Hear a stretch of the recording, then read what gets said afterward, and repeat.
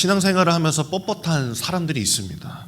하나님 앞에서 고개 숙이지 못하는 사람을 말하는 것입니다. 간혹 그런 분들을 만나면은 찾는 경우가 매 한 가지 있습니다. 세상에서 해결하지 못하는 질병이나 문제를 만났을 때입니다.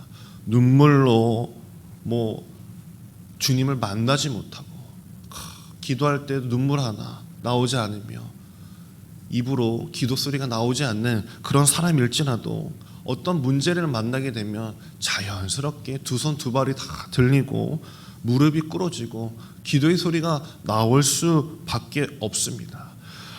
오늘 말씀의 배경은 오늘 예수께서 물과 포도주를 만드신 그 가나 혼인잔치의 그 자리였습니다.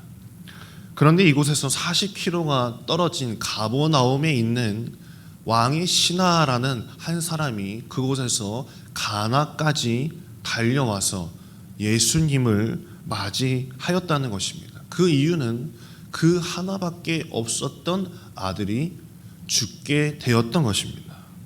이 왕의 신하가 예수께서 가나에 오셨다는 소문을 듣고 단숨에 내려와 제발 나와 함께 가버나움에 가 주십시오라고 이렇게 이야기를 했습니다. 여기서 왕의 신하는 당시 갈릴리 지역의 분봉왕이었던 헤롯 안디바의 신하였습니다. 그러니 헤롯의 신하였으니 그 권력과 금력 모든 것을 갖추고 있었고 주무를 수 있는 엄청난 사람이었습니다. 그 사람이 예수님을 오라가라 할 수도 있었겠지만 그가 일부러 찾아오게 됩니다. 예수님의 그 능력을 알았던 모양이죠. 그러나 하늘을 나는 새도 떨어뜨리는 이 권력과 금력을 가진 그일지라도 아들 앞에서는 속수무책이었습니다. 죽음 앞에 장사가 없었던 것이죠. 백방으로 최고의 명의를 다 찾아보고 약을 써봐도 낫지 않았기 때문에 그렇지 않았겠습니까? 제발 내려오셔서 우리 아들 한 번만 만져주십시오. 당신은 안수, 내가 그건 잘 모르지만 말 한마디 하면 다 낫는다라고 제가 들었습니다. 내 아들 한 번만 만나주세요. 곧 죽을 수도 있습니다. 라는 마음으로 예수님을 찾아갔습니다. 우리가 보기에는 어떻게 예수님 한 번도 만나보지 않고 소문만 들었던 그 신하, 믿음 좋은 사람이다 라고 보여질지 모르겠지만 예수님의 눈에는 그렇지 않았던 모양입니다. 어딘가 그의 말이 불편하셨는지 이에 예수님께서는 48장에 너희는 표적과 기사를 보지 못하면 도무지 믿지 아니하는구나 라고 말씀을 하시는 부분이 나옵니다. 예수께서 행하신 기적은 믿지만 예수를 그리스도 곧 구세주로 믿지는 않는다는 그들의 온전치 못한 믿음, 그것을 보고 너는 반쪽짜리다, 불완전하다라는 것을 지적을 하셨습니다. 왕의 신하는 자신에게 당면한 문제만 해결하기를 원했을 뿐 자신과 더불어 외아들 그리고 온 가족들이 영원히 구원받는 문제에는 전혀 염두에 두지 않는 구원을 말하고 있었던 것이죠. 오히려 예수님의 눈에는 당장의 고침보다도 그 영혼의 앞날을 보고 계셨던 것입니다. 너가 나를 찾아온 것이 그냥 기적, 표적, 그 이야기만 듣고 온 것이 아니냐. 너가 나에게 원할 것은 구원이지 당장에 내가 너를 해결해 주는 것은 바람직하지 않은 것 같다라는 뜻을 가지고 계신 것이죠. 거기에 예수님은 시험하시는 말씀을 건네십니다. 기적을 떠나서 진정한 믿음을 가질 수 있는지 50절에 보면 이렇게 말씀하십니다. 예수께서 이르시되 가라, 내 아들이 살아있다 하시니 그 사람이 예수께서 하신 말씀을 믿고 가더니라고 말씀하십니다. 제발 가주세요라고 하는 그 애원을 뒤로 하고 예수님께서는 그냥 가라, 가면 네 아들이 살아있을 것이다, 날 데려갈 생각을 하지 마라 라고 말씀하십니다. 네 아들이 살아있니 가봐. 신하가 소문을 듣던 예수님은 뭔가 제스처를 취해주고 뭔가 쇼맨십이 있어야 될 것 같은데 아무런 행동을 하지 않으셨습니다. 아마도 신하는 고민하다가 예수님을 모시고 가려고 애썼지만 예수님을 뒤로 하고 집으로 가기로 결심합니다. 이게 믿음이었다는 것입니다.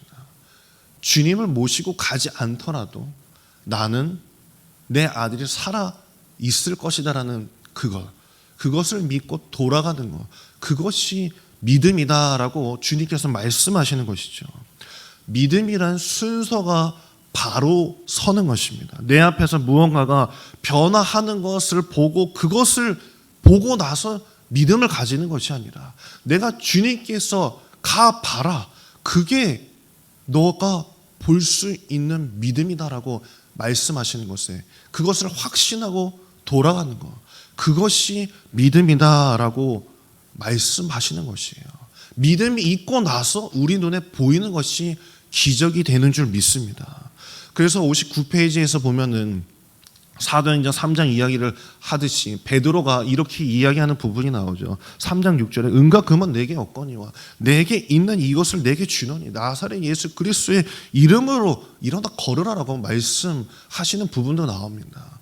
이것은 내가 너희에게 내가 본 것, 내가 믿음을 가지고 있기 때문에 너에게 은과 금을 주면서 이거로 치유해라 라고 말하지 않는다. 예수 그리스도의 이름이 그 능력이다라고 말하고 있었던 것입니다. 60페이지 1번에 보면은 뭐라고 나오죠? 함께 읽겠습니다. 주님의 말씀을 들어야 합니다라고 말하고 있습니다. 믿고 기도하는 자에게 능력과 기적이 허락되는 줄 믿습니다. 아들이 살아 있다는 주님의 말씀을 듣고 신하는 그 말씀을 믿었던 것입니다. 오늘 이 시간 기도하는 여러분의 마음 가운데 기적이 먼저가 아니라 예수 그리스도가 먼저 되길 간절히 소망합니다. 그리스도를 먼저 믿고 기도하였을 때 그때 능력이 임하는 것입니다. 주여 내게 보여주시옵소서. 그러면 내가 믿겠나이다. 그랬다면서요. 그러면 보여주십시오라는 것이 아니라 주님이 말씀하시면 주님이 굳이 내 집에 가지 않더라도 주님의 능력이 우리 집 가운데 임한 줄 믿습니다라는 그의 기도가 나오는 것입니다. 그러면서 이번에 뭐라고 나오죠? 주님의 말씀을 믿어야 합니다. 51절에 다시 한번 읽으면 내려가는 길에서 그 종들이 오다가 만나서 아이가 살아있다 하거늘 이라고 말씀에 나옵니다. 주님을 믿고 길을 나섰더니 종들이 뛰어오며 말하길 아들이 살아있다 하는 것입니다. 믿음은 생각과 다른 것입니다. 하나님의 신비의 영역은요, 우리의 생각으로 가늠할 수 없는 것입니다. 우리의 표현으로도, 우리의 이성적인 생각으로도 우리는 가늠할 수 없는 것이죠.